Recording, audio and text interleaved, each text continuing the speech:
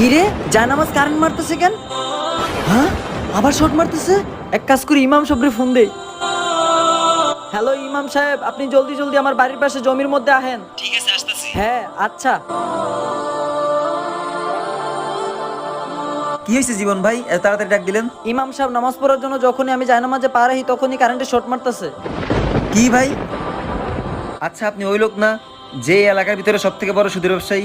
হ্যাঁ ইমাম সাহেব।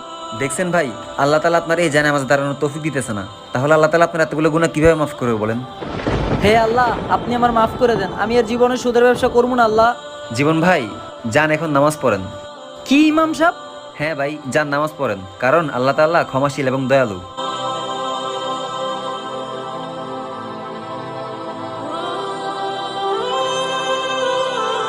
আল্লাহ নিশ্চয়ই ক্ষমাশীল। আমাদের ভিডিওটি ভালো লাগলে সাবস্ক্রাইব করবেন।